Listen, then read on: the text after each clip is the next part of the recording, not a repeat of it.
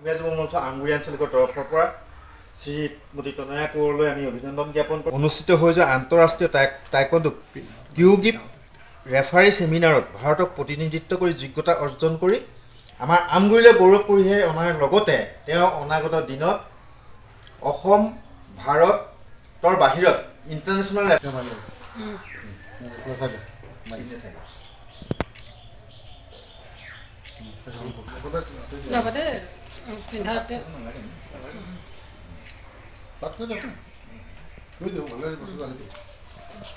আমগুৰি আঞ্চলিক সমিতিৰ তৰফৰ পৰা সংগ্ৰামী অভিনন্দন আৰু প্ৰীতিভৰা শুভেচ্ছা গ্ৰহণ কৰিব।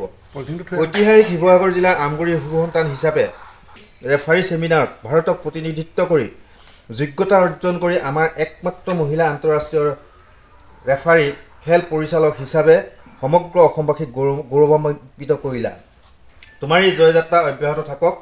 সপৰিয়ালে সুস্বাস্থ্যৰ অধিকাৰী হৈ নিজৰ কৰ্তব্যত অগ্ৰসৰ হ'বলৈ আমাৰ তৰফৰ পৰা আন্তৰিকতাৰে কামনা কৰিলোঁ। আশা কৰোঁ অনাগত দিনত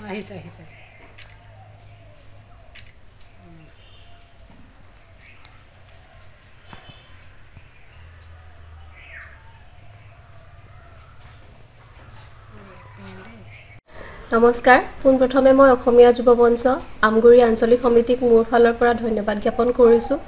যিহেতু মই বৰ্তমান ইণ্টাৰনেশ্যনেল ৰেফাৰী হিচাপে কোৱালিফাই কৰিছোঁ, তাৰ বাবে তেওঁলোকে মোক এই সন্মানটি জনোৱাৰ বাবে তেওঁলোকক বহুত বহুত ধন্যবাদ জনাইছোঁ। আমাৰ এই আসাম টাইকোৱাণ্ডো একাডেমি আমাৰ প্ৰশিক্ষণ গৃহত আহি পিনি তেওঁলোকে মৰমকণ যাচিছেহি মোক, তাৰ বাবে মই বহুত আচলতে সৌভাগ্য আৰু তেওঁলোকক মই তাৰ বাবে বহুত বহুত ধন্যবাদ জ্ঞাপন কৰিছোঁ।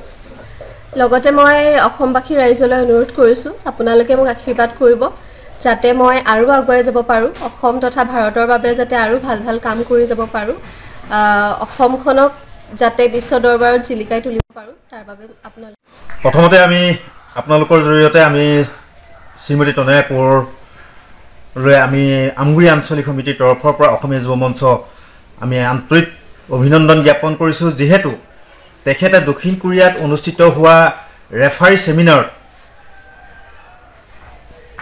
অংশগ্ৰহণ কৰি অসমৰ লগতে সমগ্ৰ ভাৰতবৰ্ষৰ তথা আমাৰ আমগুৰিলৈ গৌৰৱ কঢ়িয়াই আনিছে।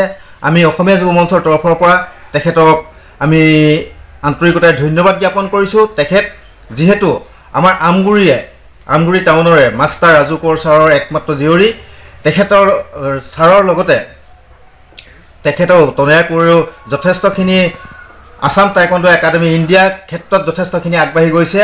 এতিয়া দক্ষিণ কোৰিয়া ছেমিনাৰত যেতিয়া ৰেফাৰী ছেমিনাৰত যেতিয়া তেওঁ অংশগ্ৰহণ কৰি প্ৰতিনিধিত্ব কৰি গৌৰৱ কঢ়িয়াই আনিলে, তেওঁ অসমৰ একমাত্ৰ মহিলা ৰেফাৰী আৰু ইণ্ডিয়াৰ কনিষ্ঠতম মহিলা ৰেফাৰী হিচাপে যোগ্যতা অৰ্জন কৰিছে। আমি তেখেতলৈ আকৌ এবাৰ আপোনালোকৰ তৰফৰ পৰা আপোনালোকৰ যোগেদি আন্তৰিকতাৰে ধন্যবাদ জ্ঞাপন কৰিলোঁ।